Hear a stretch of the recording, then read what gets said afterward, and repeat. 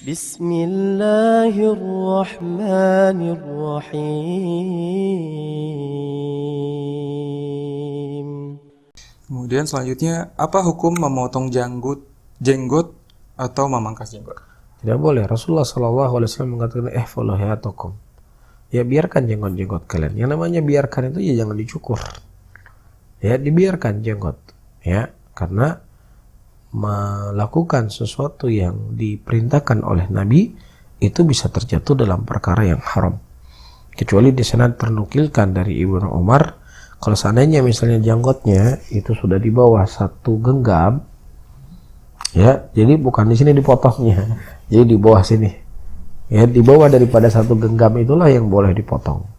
Yaitu ternukilkan dari Ibnu Umar radhiyallahu taala anhu. Adapun apa yang datang dari Rasulullah, beliau mengatakan biarkan jenggot-jenggot kalian menyelisih orang-orang Yahudi Majusi.